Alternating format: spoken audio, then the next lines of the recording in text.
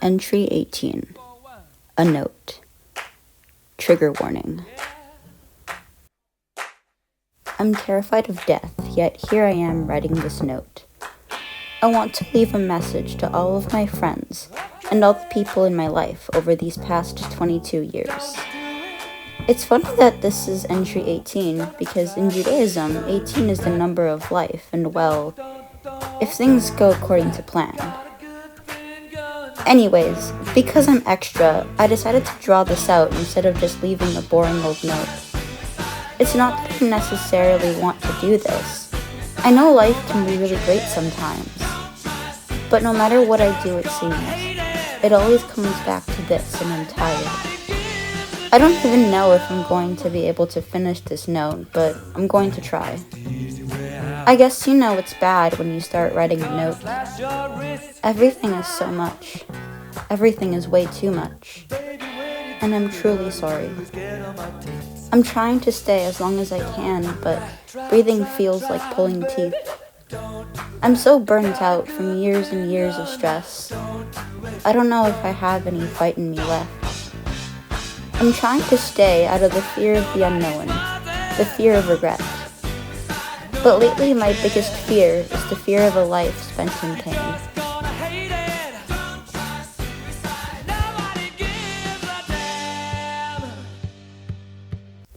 I'm sorry, Mom.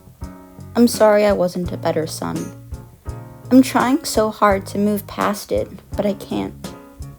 I miss you and my stepdad so much, and I tried so hard to be a family again. And I wanted to more than anything. But every single night I lay in pain. Every night for the last 6 years since that summer, I can't stop feeling that pain. Like the feeling of hands touching me. 6 years. It's been 6 years and it hasn't stopped. I keep feeling his hands on me, and I keep hearing your voice in my head telling me that nothing happened, and I made everything up, and that I had a responsibility and a role in what happened too. I thought I was going crazy. For so many years, I laid there in so much pain and agony, and I thought I was crazy. I know you kept telling me to move past it, which was easy for you to say because you weren't the one laying in bed every night trying not to cry in pain. You weren't the one who had your own mother scream at you, telling you that she would testify against you in court and that you'd go homeless if it did go to trial. I was 6 fucking years old. 5 months after the charges were dropped, which again, I told you I only dropped for you. You moved us out to the middle of fucking nowhere.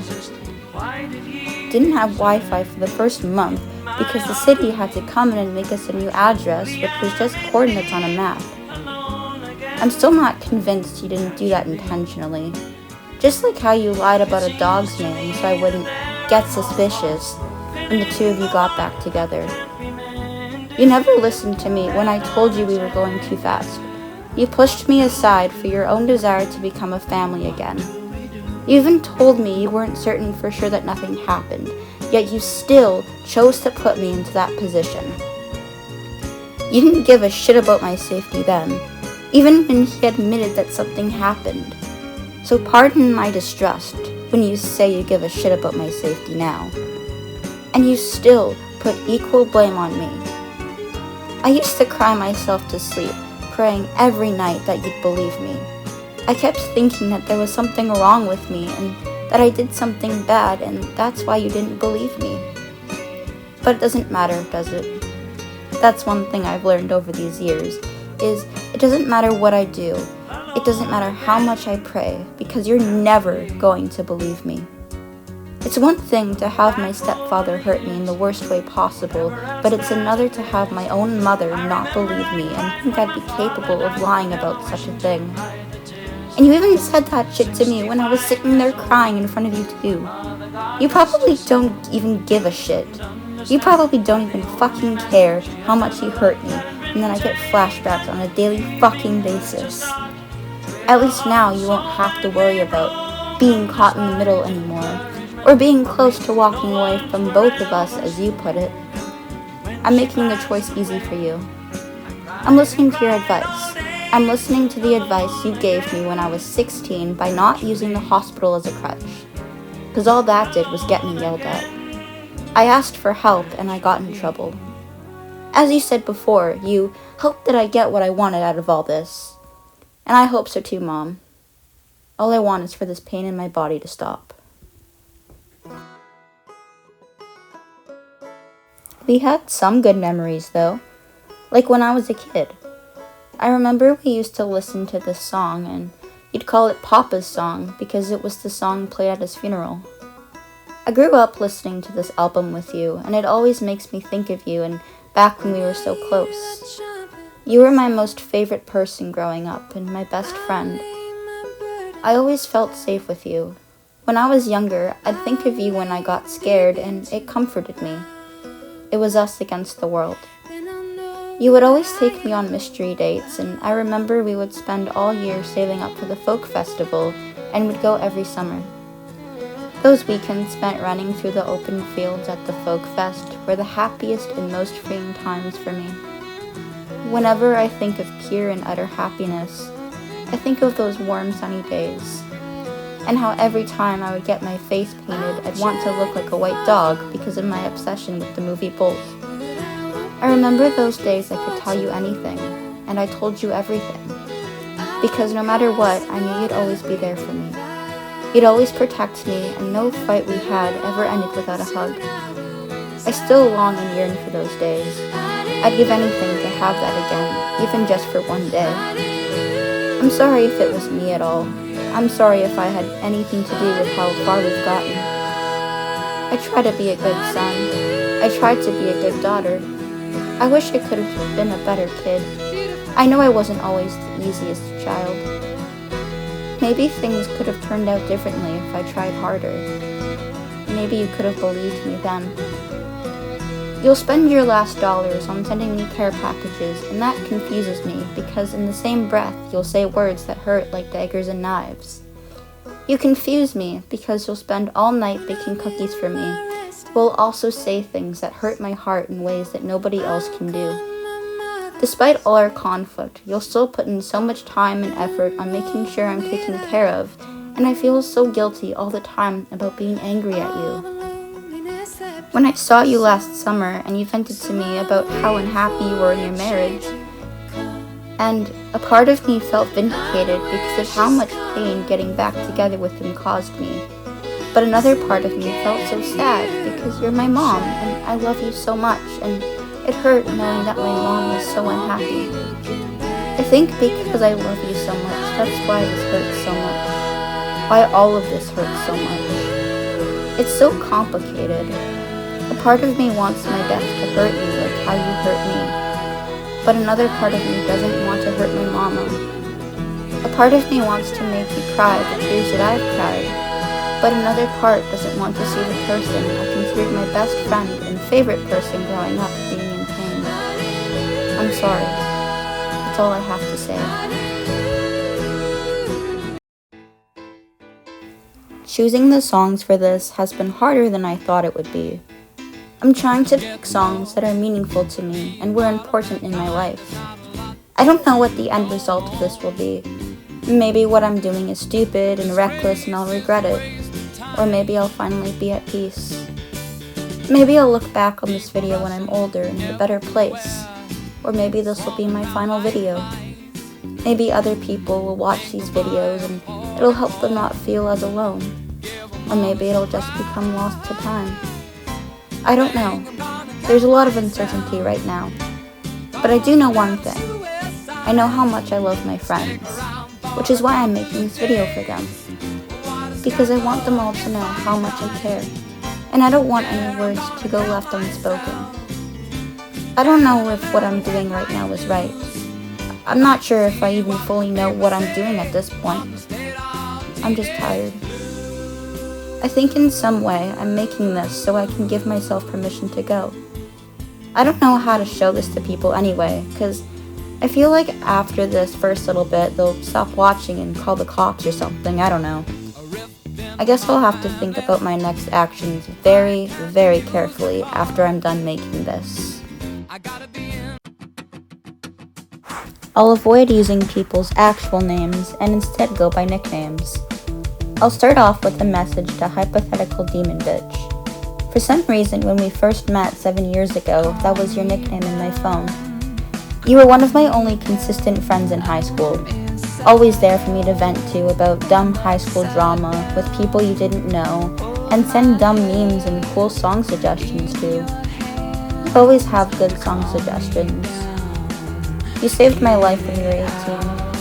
I hope you know that. You'd walk over every day despite living 40 minutes away when I felt the most alone just to make sure I was okay, and I'll always be grateful for that. We had so many inside jokes.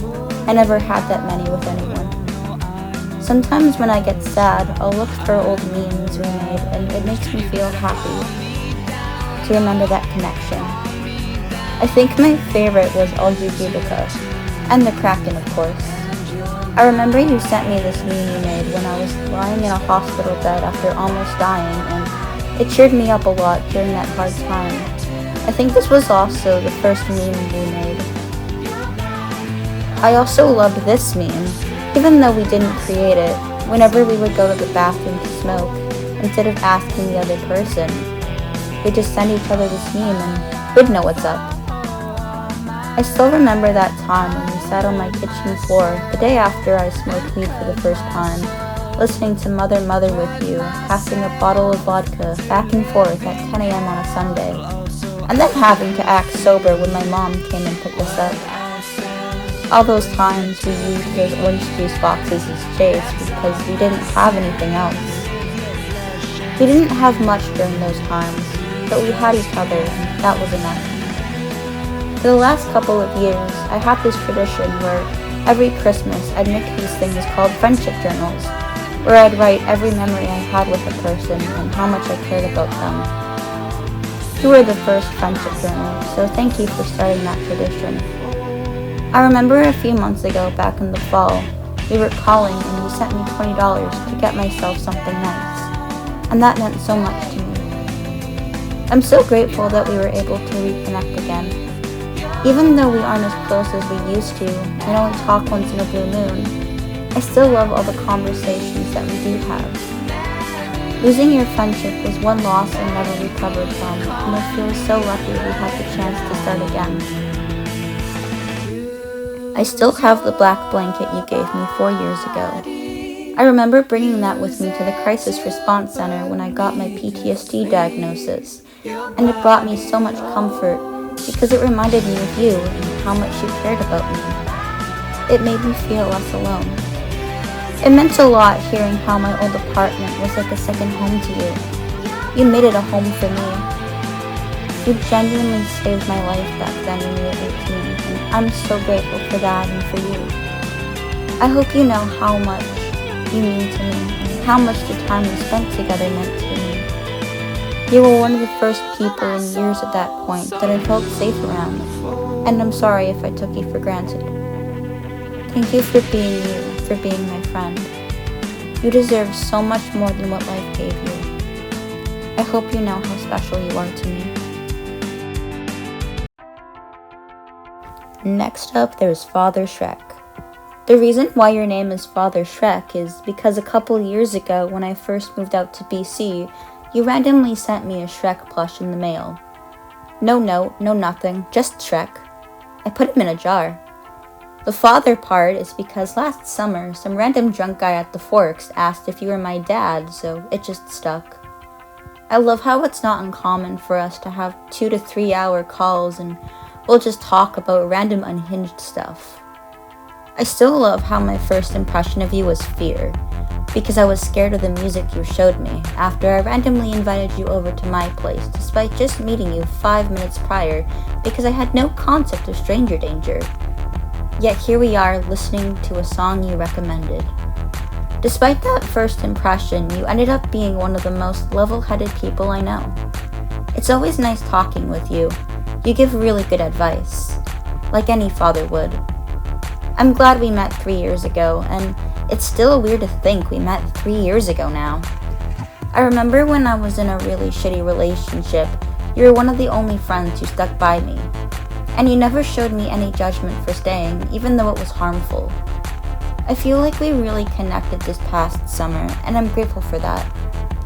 It's also been really nice knowing that you're always there if I need someone to talk to or listen to your ASMR.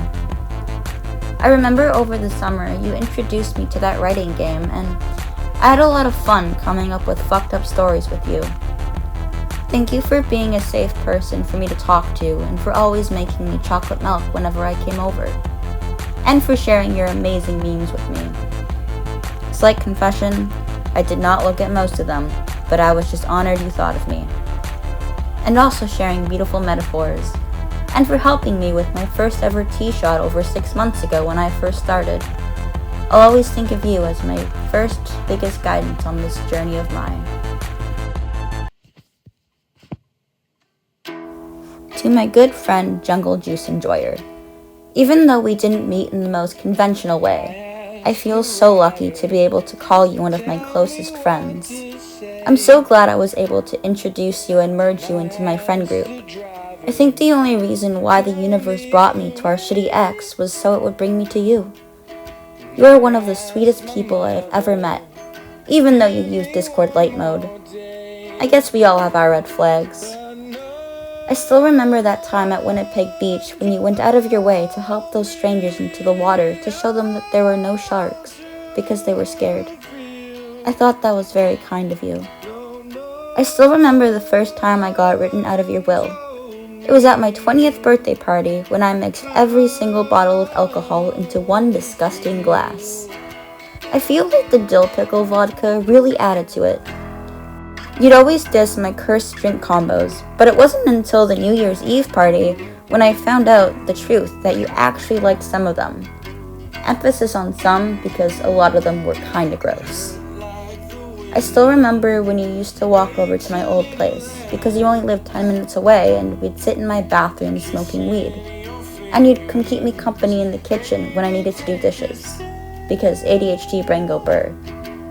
And then that time you took me and your other friend out for ice cream, and then your grandmother picked us up and I accidentally swore in front of her. Then I complimented her music to make the car ride less awkward, and she said, "Oh, you like jazz?" And the three of us in the back seat all looked at each other, trying not to laugh because B-movie. I remember in August, when I was going back to BC, you met me at the train station, and that meant a lot to me that you asked to come so you could say goodbye. And that you were so persistent on helping me carry my very heavy suitcase. You have such great music suggestions and an incredible taste in music. I still have many song recommendations that you gave to me in my playlists.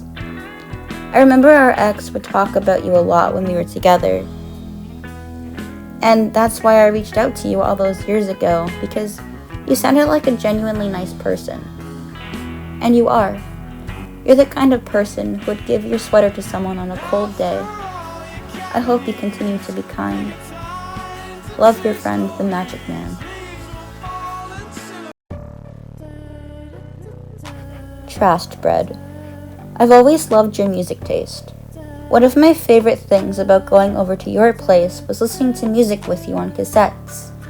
I remember we'd sit there on your couch and I'd crochet while you hand-sewed on your crust pants and you called it parallel play. And of course, your collection of the most beautiful coffee mugs. I know you think nobody likes your music, but you're wrong. You're so wrong. I hope you can see that too. And if anybody starts complaining, just start blasting your music louder so you can't hear them. I love foraging for cam tabs for you and bringing you some every time I see you. You're a really great listener, and I always loved waking up on your couch to fresh-made coffee, because nobody made coffee better than you. You were the one who introduced me to putting brown sugar in coffee. I love whenever we call on Discord, and we'll just spam the call with cursed sounds on the soundboard. Thank you for making my best friend so happy. I'm so glad the two of you have each other. Thank you for always letting me crash on your couch and giving me a place to call home. And also for helping us make those music videos. You're such an incredibly cool person, and it's been such an honor knowing you for almost 3 years. Please promise that you'll look after my best friend for me. And yourself. And keep making music, because you have a gift. And don't let anyone silence your words. I know you've been hurt before, so you're scared sometimes of speaking up, which is valid, but fuck that. You have important things to say and a voice worth listening to. Try not to let the shitty people in the past keep you from seeing all the people in the present who love and adore everything about you. I know that's probably somewhat hypocritical coming from the person who's about to kill himself, but I hope you at least get something out of this little message of mine. You're worthy of love too, and I just want you to know that. You used to call me Carrot Cake because when we first met I had bright orange hair. Apparently I called you Mouse. I think when you got older it became Moose. I remember we first reconnected almost 6 years ago when I was going through a lot. I didn't really have anyone in my corner at that point. I was so alone that year, but I had you. And you were probably one of the only adults in my life who actually gave a shit about me. I remember going over to your house for respite hours helped me so much more than you knew. It was one of the only places I felt safe. It was hard at home. Me and my mom had many bad fights which ended in screaming matches, so having your apartment to go to was a lifeline. Both you and your partner were such a support to me, and I'll always be grateful. I looked up to the two of you so much, and I really admired you both. You were both like my mentors in a way, and I felt so loved the first time in months when I was around you guys. That was the first time since Bubby died that I felt like I had a family again. Thank you for making a lonely kid feel loved. I still always think of you whenever I think of Sally Face and Cards Against Humanity when you lose against the bear. And Minions. I always think of you when I see Minions because of my birthday parties where I had a Minion piñata and you wanted the foot as a trophy. Or that time when we cut up dolls from Dollar Tree and when your partner came home, I loudly heard him scream, "Why are there so many fucking baby arms in the couch?" I'm so glad to still have you in my life after all this time. Out of all the people I know, I've known you the longest because my mom met you before I was born. I don't have any memories because I was a baby, but it's nice knowing you've been there since the beginning. I'm so glad I got to introduce you to my first ever friend, who I've also known since I was a baby. They remind me a lot of you and is also someone I consider my sibling. I may be an only child by blood, but I guess I did have siblings all along. People who were there since the start. Thank you for being so kind.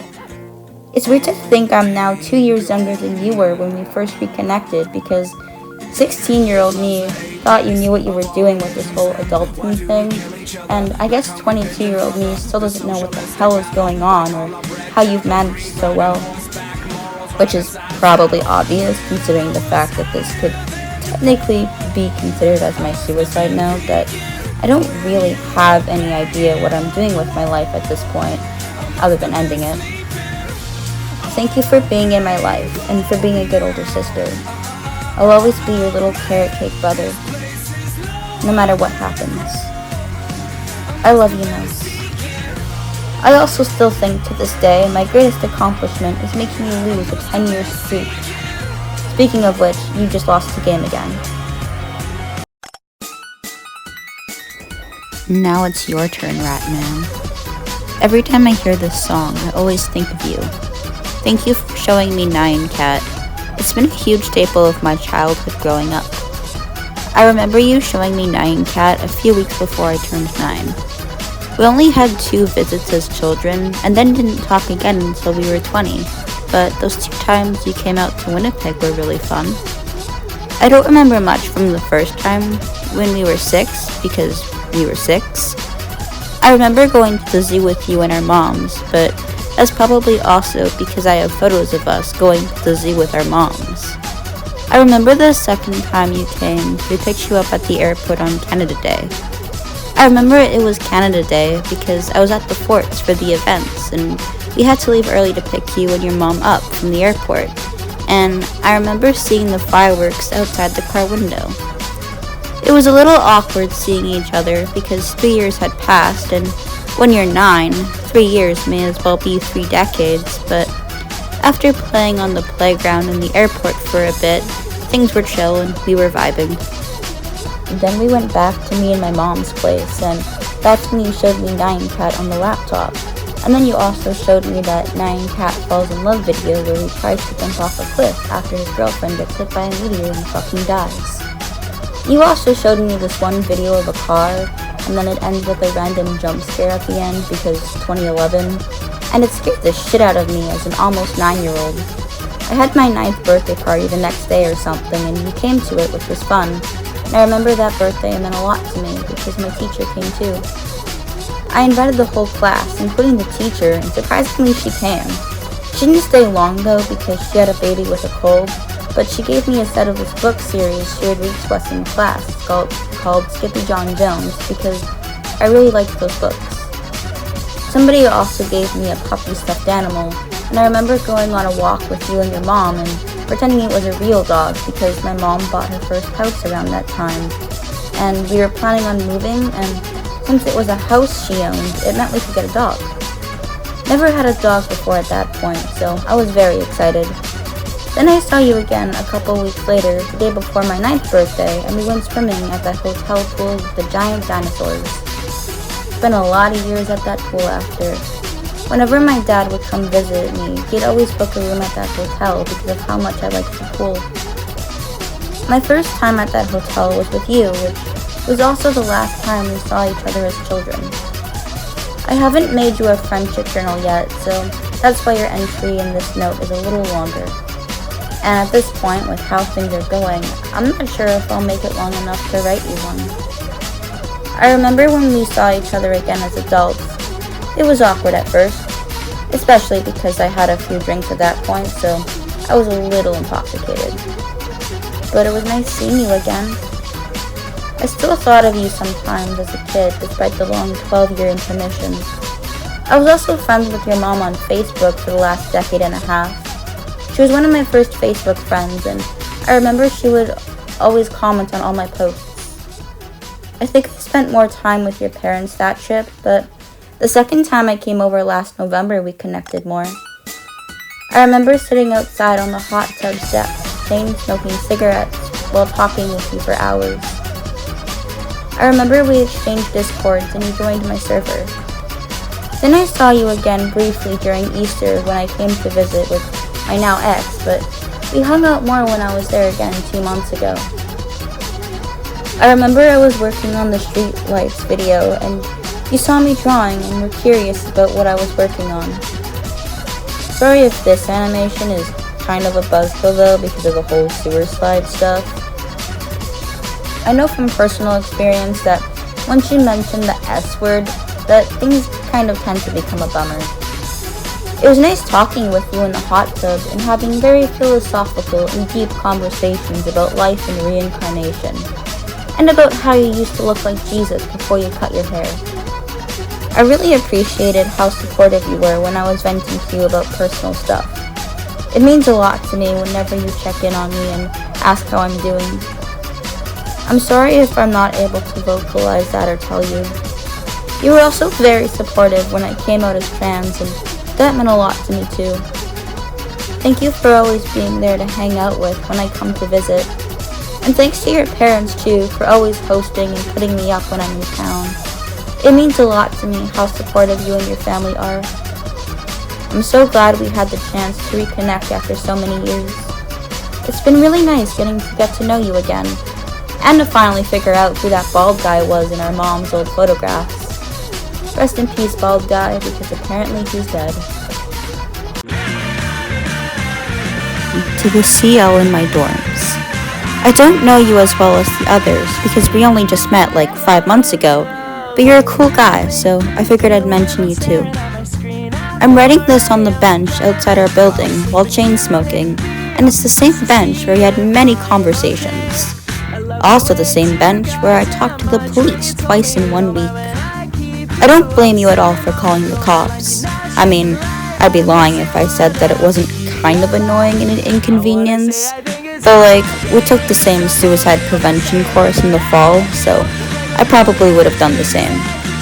I think the only reason why I've avoided the police being called on me more times this month is because I took the assist training, so Now I know what not to say.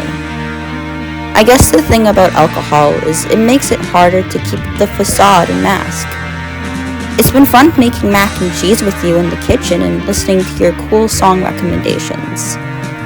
I love how our first time meeting was when I got dunked in the dunk tank, and then rummaging through the garbage cans for can tabs for my friend back home. I showed you some of my animations before, and you thought they were cool. Sorry if this one is kind of a bummer though. Call it what you like, but I think it's fair to call this a suicide note. Just a really fancy one, because it's animated. I'm like an emo twink boy, Hannah Baker. I'm also glad you liked the music videos that me and my best friend made. I remember you said I was the cringiest person you ever met, but in the best way possible, and honestly, that's how I'd like to be perceived. I guess animating your own suicide note is pretty cringe too. Not sure what else to say, but I just wanted to say I appreciate you, and to thank you for being there to listen to my dumb vents these past few months. Thanks for helping me feel seen and heard.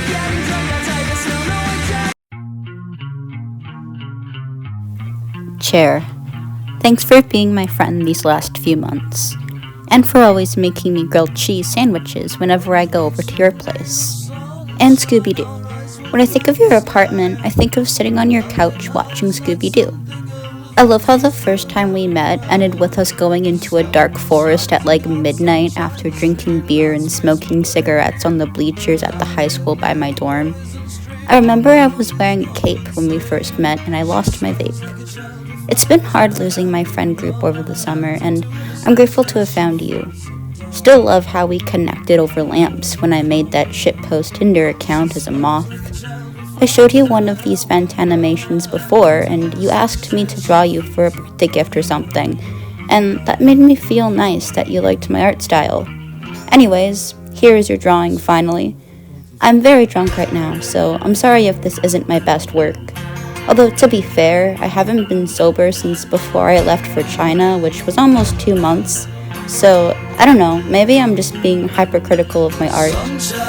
I appreciate you sharing your food with me, and for sharing your cigarettes too. Also sorry for giving you a plain black t-shirt. I don't know how to draw your detailed sex shirts. You're a very kind and giving person, and I'm sorry if life has been unkind. Thanks for caring. You're the kind of person who will share his last crumb of food with someone. I'm glad to have known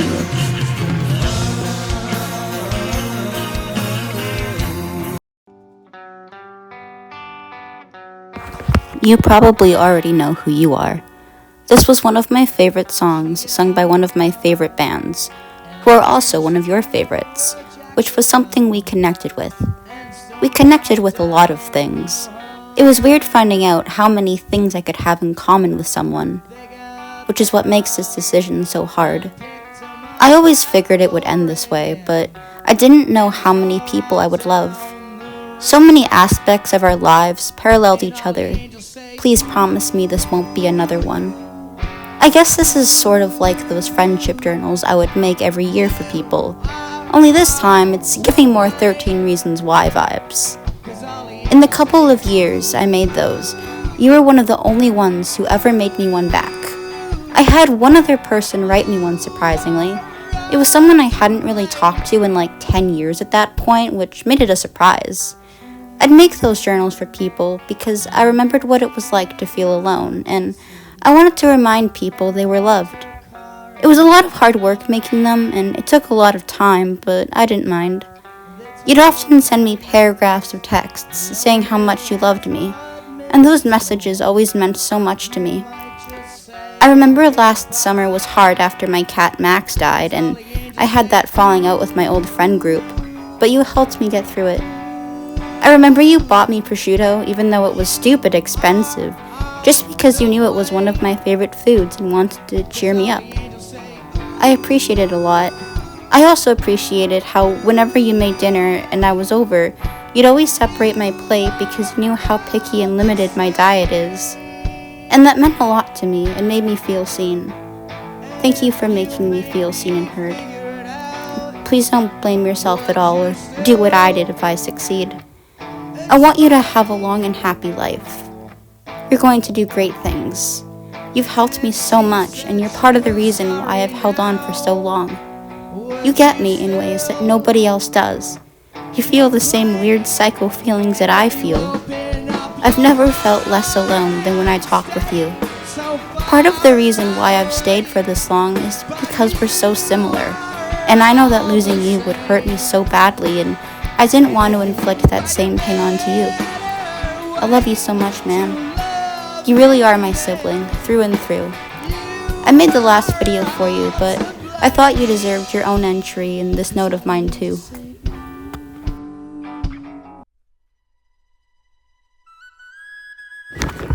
I have a few other friends as a kid that I wanted to still mention, even though we've lost touch over the years from the ticking song of time. You won't see this, but that doesn't mean I still don't remember you. First, there was the blonde one. I'm not sure what other name to call you, but I remember we bonded over being the two only blonde kids in our pre-K class. When you're 4, that's all you really need to start a friendship. I remember in grade 1, we were put in separate classes, so at lunch we'd put our lunch boxes in each other's classroom bins so we had an excuse to see each other after recess. We'd also run around the lunchroom telling everyone we were sisters, which they believed because we were one of the only 2 blonde kids in our class. We had matching purple Tinkerbell backpacks. Even after I moved schools in the 4th grade, we still had sleepovers all the time, and during middle school, you were the only friend I really had. You'd always show me the different things you learned in ballet because you did a lot of ballet.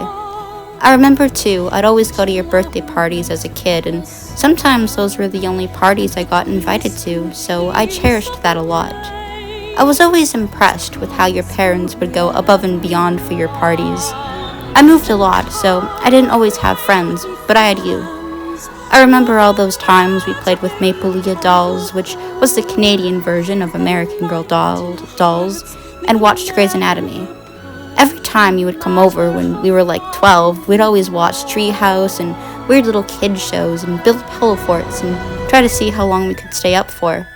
I remember this one time we kept putting our head in the sink full of cold water to stay awake, and my weird ass wore my big ass snorkel so I wouldn't get water in my eyes, and then I got in trouble the next day for leaving water all over the floor.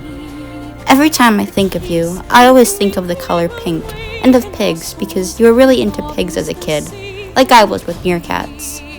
And that time in the 1st grade when a teacher thought we were trying to escape during recess because we were pacing back and forth by the fence when we were really just playing tigers at the zoo. I hope time has been kind to you and that you know that even though we've drifted apart and haven't talked in years, I still think back fondly on the memories we made growing up together. I think one of the hardest things is thinking about how we never had a fight or anything like that. It was just the inevitability of time that drifted us apart. That's the worst part about growing up, I think. You can know someone for a decade and not have a fight, but still grow apart from the unstoppable force that is time. I guess some things are out of your control, which really fucking sucks sometimes. Going from being someone's best friend and watching each other grow from little kids to young adults, and still end up coming out as strangers in the end.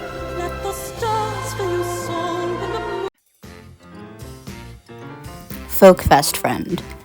I haven't talked with you in many years, but I still remember when we'd go to the folk festival every year as kids, and both our moms would volunteer at the same children's tent.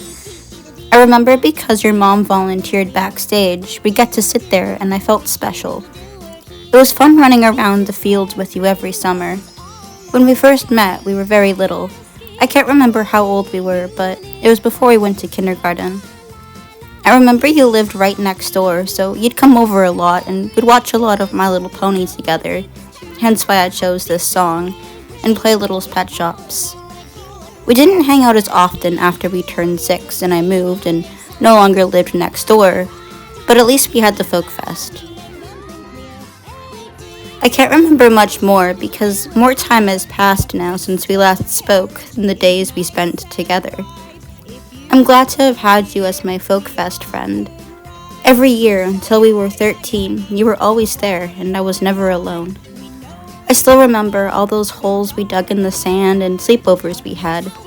secret handshakes, and weird songs about rainbows that we came up with together.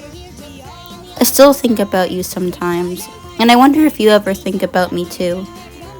It's been 10 years now since we last spoke? Time isn't real, I swear. I hope the days that have passed since we were friends have been good to you.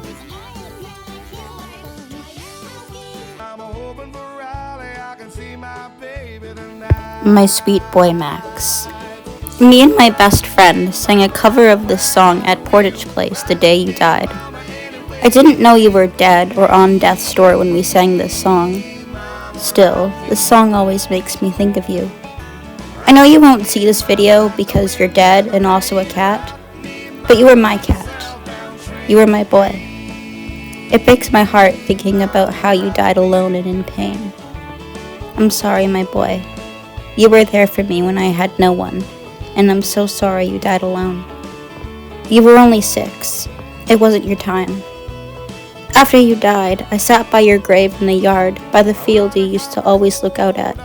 That's why my mom chose that spot to bury you, so you could always look at the field you used to run in. I remember sitting there drinking every night, writing songs about you on my ukulele.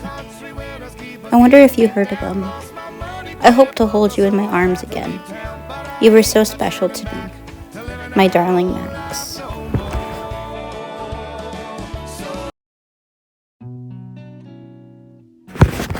It's almost 3 a.m. I'm not sure what happens next. Is this just going to just be something left in the drafts? Or will anybody see this? Will this be merely a venting appreciation I have for my friends? Or am I about to test this song to see if MASH was right? I don't know. I've reached a point, I think, where I don't know what I know, and I also don't know what I don't know. I don't know how this is going to all end. Everything is so undecided, it seems. I think the wear and tear of being in a constant state of what feels like life and death, I suppose it is starting to take its toll on me. It's scary not knowing if I'm going to be alive tomorrow and constantly being in a state of crisis. I've reached a point, too, where I guess whatever happens, happens. I've realized while writing this that I'm very much scared of death. Yet at the same time, it's something I crave dearly, and I'm not sure how to avoid its pull and temptation. I think in some way, writing this note is both something that forces me to stay an extra day to finish, as well as a way for me to feel less guilty about leaving my friends. Because at least I can leave them with this, with these words and one last sound of my voice. It's both almost as if I'm trying to remind myself who and what I'm fighting for, as well as now giving myself permission to go. It was weird casually going to class after starting my suicide note, and it'll be weird going to class again in the morning after ending my suicide note. I guess after that I'll have to still do the video thing first, then I'm free. Still not sure how I'm going to show this to people, because I can't imagine this will be an easy video to watch, especially if I do end up succeeding in taking my life. My head is so full. There is no room for thoughts.